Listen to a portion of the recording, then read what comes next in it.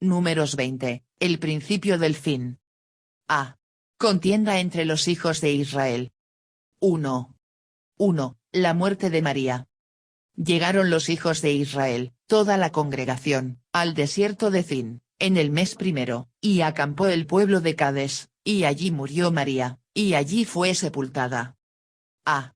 Acampó el pueblo en Cades, y allí murió María, y allí fue sepultada. María murió en Cades.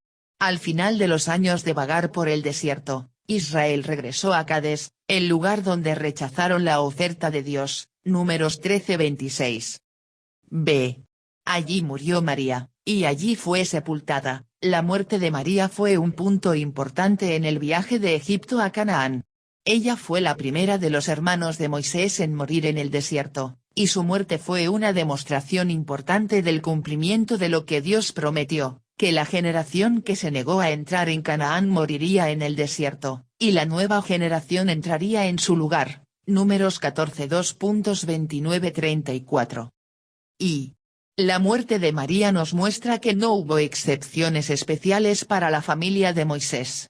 Dios dijo que solo Josué y Caleb sobrevivirían de esa generación. Números 14:30, y eso incluía a María, a Aarón e incluso al mismo Moisés.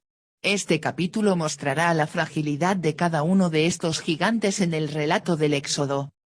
Y muchas personas todavía se engañan a sí mismas pensando que tienen una excepción especial de parte de Dios, creyendo que son un caso especial, con su propio arreglo especial con el Señor. Si Moisés y sus hermanos no tuvieran un trato especial, no deberíamos ser tan arrogantes como para pensar que tenemos nuestro propio trato con Dios. C. Allí murió María, y allí fue sepultada. María murió como un personaje complejo. Ella fue grande por su coraje al ayudar a Moisés y sus padres, Éxodo 2:2.48, y grande por guiar a Israel en alabanza, Éxodo 15:2.20-21. Pero también cayó en desgracia por su rebelión contra Moisés, Números 12. Un incidente de rebelión dejó una marca negra en toda su vida. 2.6. Israel contiende con Moisés y Aarón a causa de la sed. Y porque no había agua para la congregación, se juntaron contra Moisés y Aarón. Y habló el pueblo contra Moisés, diciendo: Ojalá hubiéramos muerto cuando perecieron nuestros hermanos delante de Jehová. Porque hiciste venir la congregación de Jehová a este desierto, para que muramos aquí nosotros y nuestras bestias. Y porque nos ha hecho subir de Egipto, para traernos a este mal lugar. No es lugar de sementera, de higuera, de viñas ni de granadas, ni aun de agua para beber.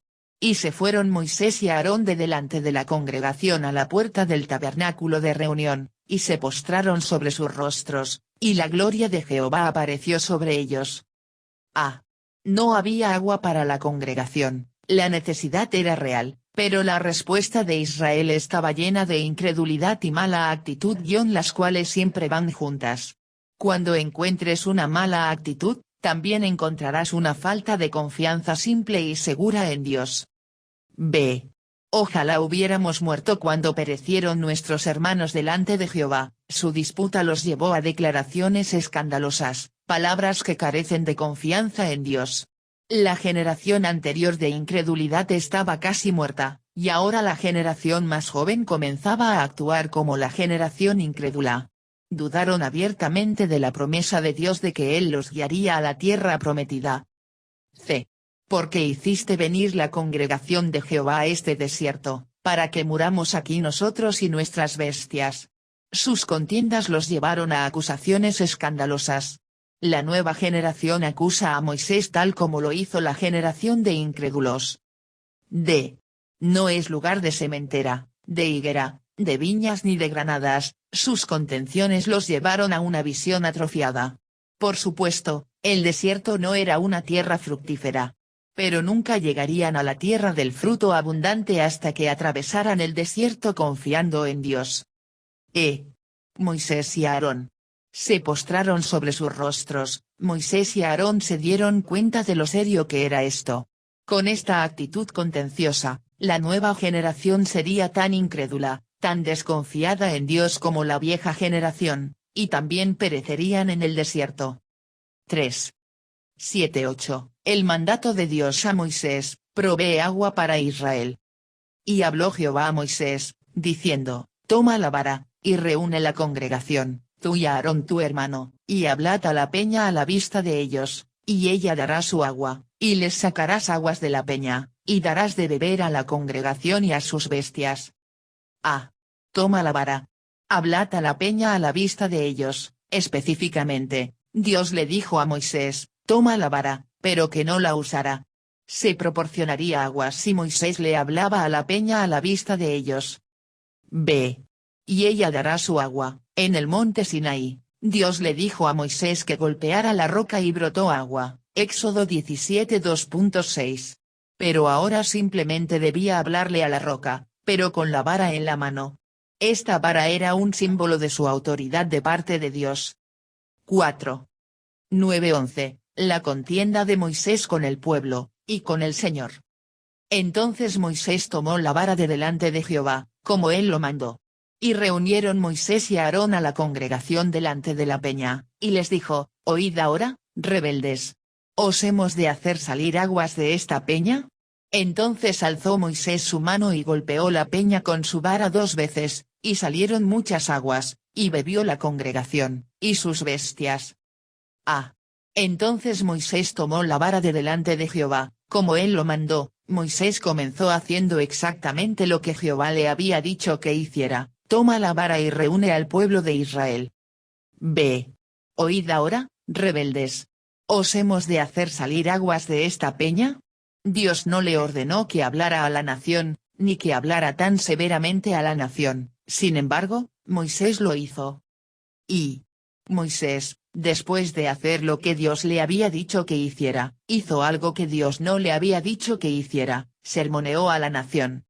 Y, peor aún, sermoneó a la nación con una actitud de corazón que no había mostrado antes, una de ira y desprecio por el pueblo de Dios, con un corazón amargado.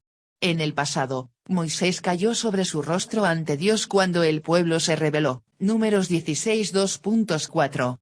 En Mara, cuando el pueblo contendió con Moisés porque las aguas estaban amargas, Moisés clamó a Jehová, no contra el pueblo. Éxodo 15:2.22-25. Cuando el pueblo necesitó ser confrontado con audacia, Moisés lo hizo, como en Masá y Meriba en Éxodo 17:2.17, pero sin el filo de la ira, el desprecio y la amargura que vemos aquí.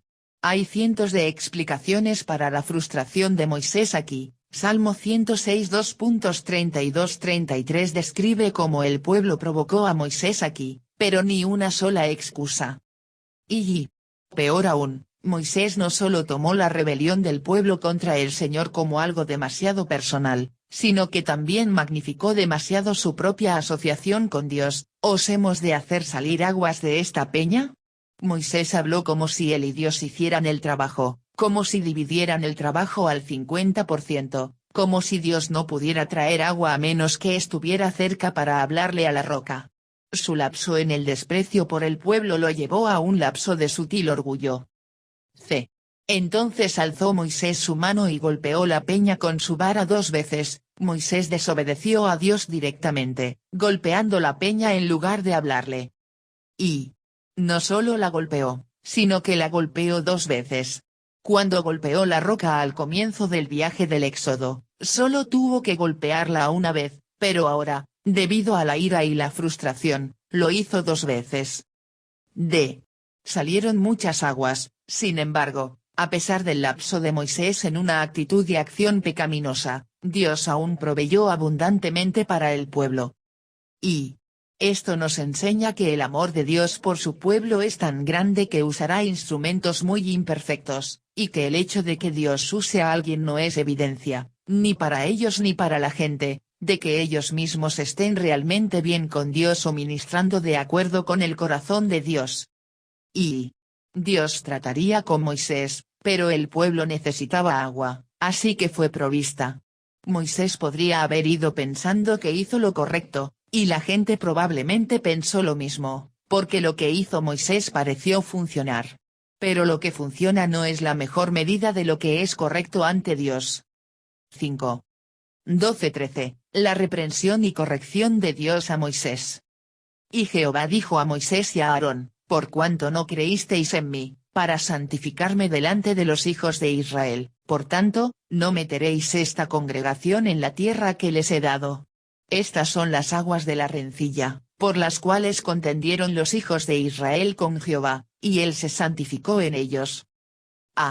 Por cuanto no creísteis en mí, la actitud y acción pecaminosa de Moisés estaba arraigada en la incredulidad. No le creyó realmente a Dios cuando el Señor le dijo que le hablara a la roca y no que la golpeara.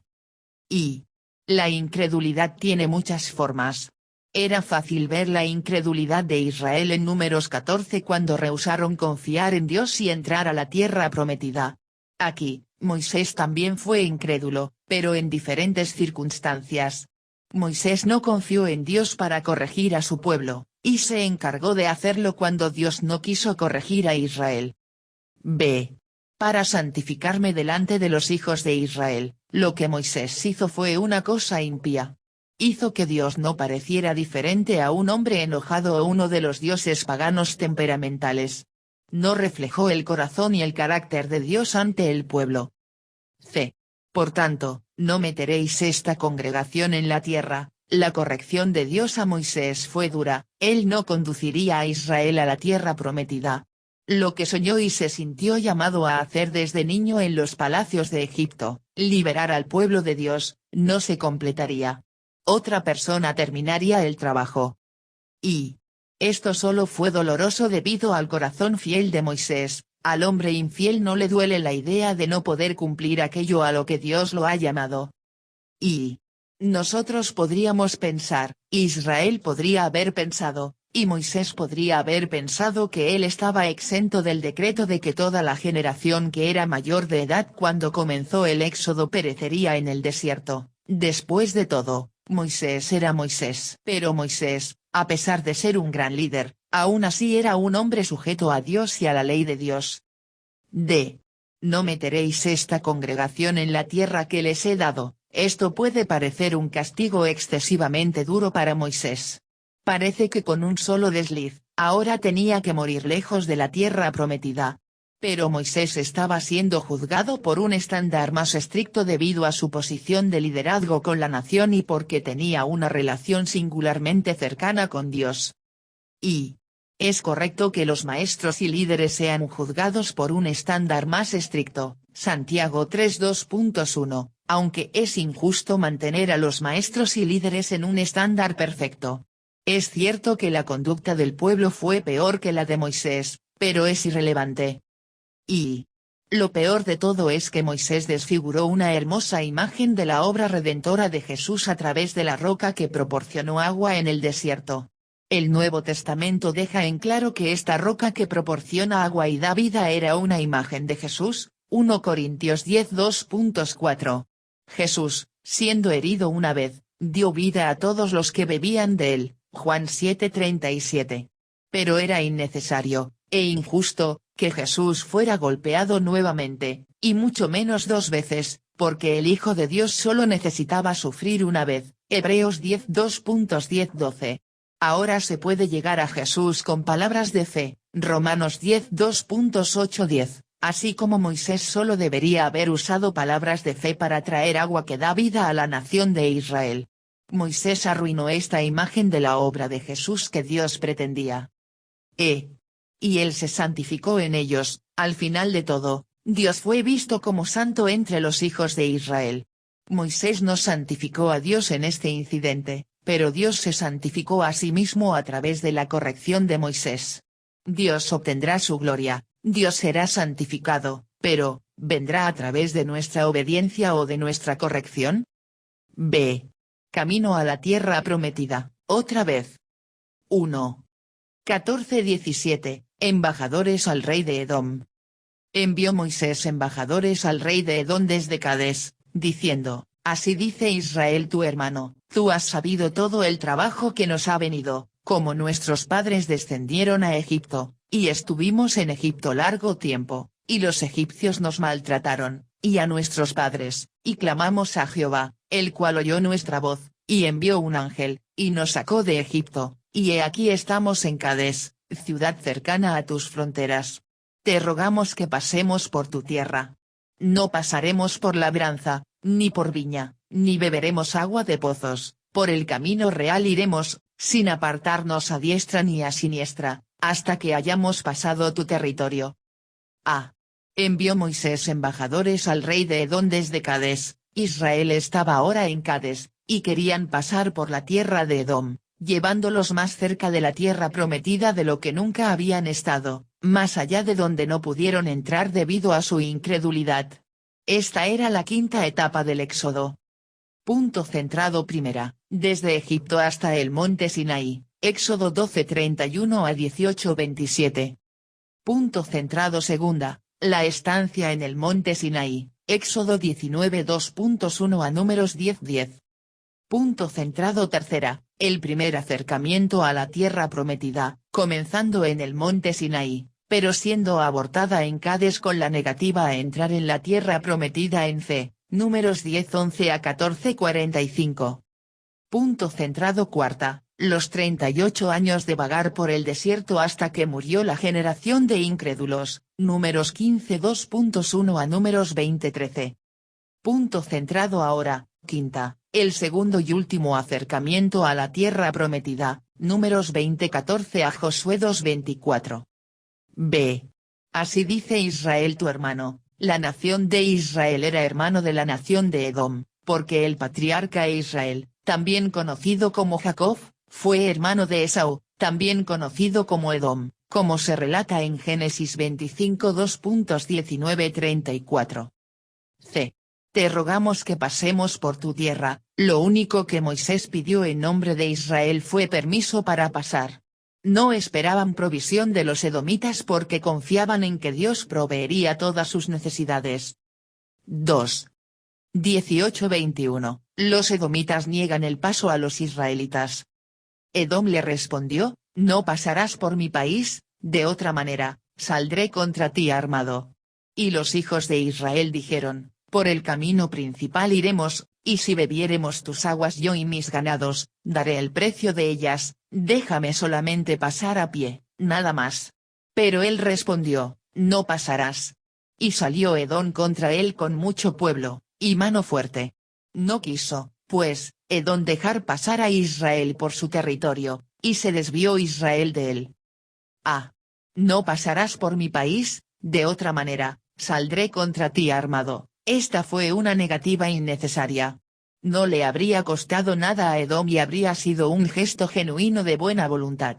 Pero los edomitas, tal vez por sospecha o miedo, se negaron. B. Se desvió Israel de él. Esta negativa hizo que el viaje de los hijos de Israel fuera mucho más desalentador y peligroso, números 21:2.4-5, pero parece que no hay registro de que Dios castigue a Edom por este pecado.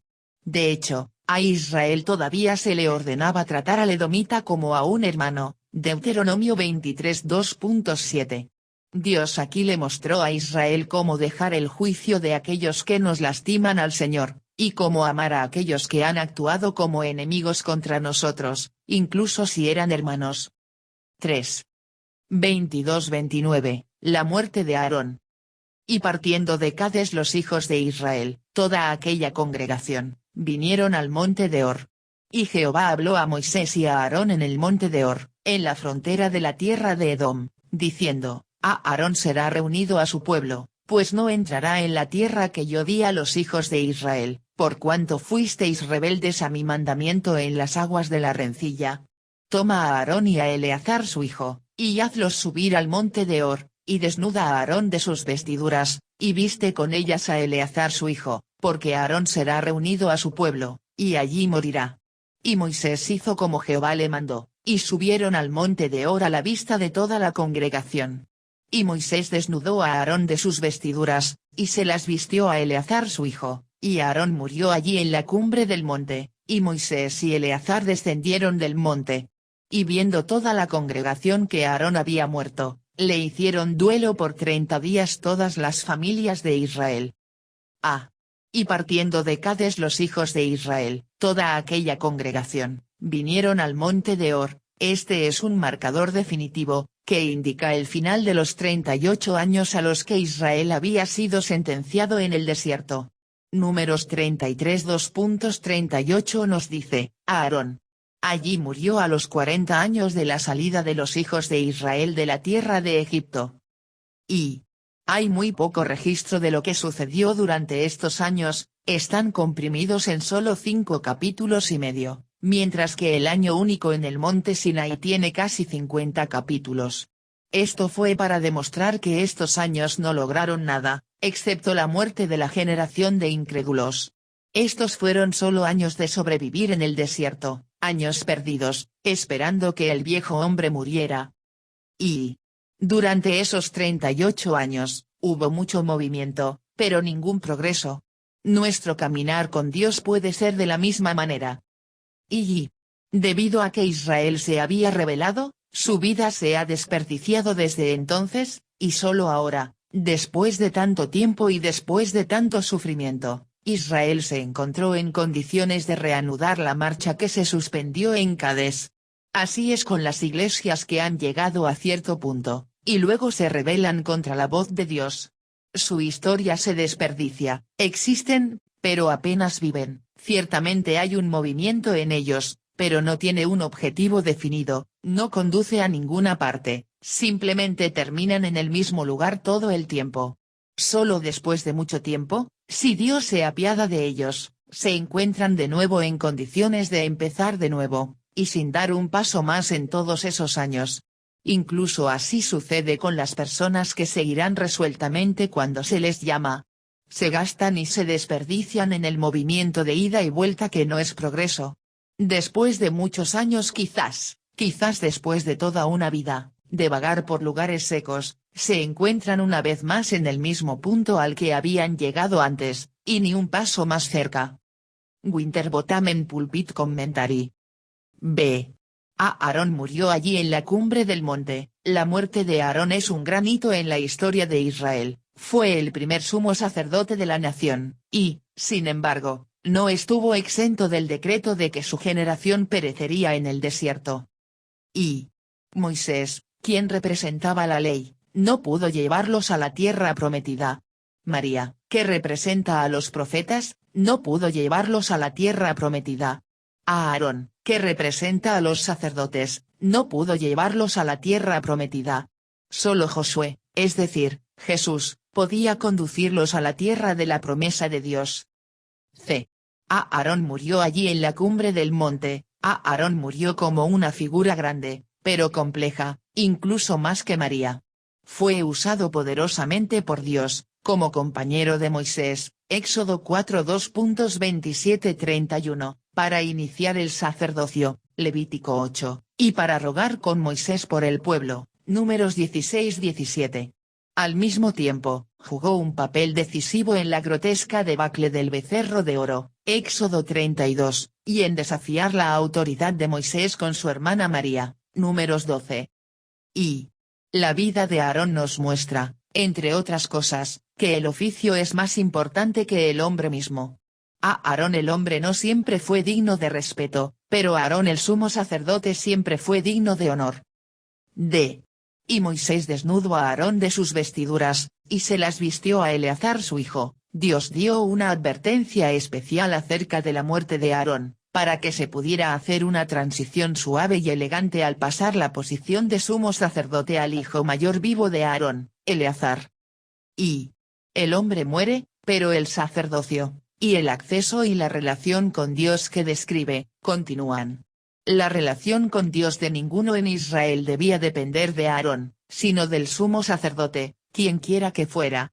Dios se ha asegurado de que siempre haya un sumo sacerdote a quien acudir en Jesús, Hebreos 4 2.14-16, y no necesitamos depender de ningún hombre para nuestra relación con Dios.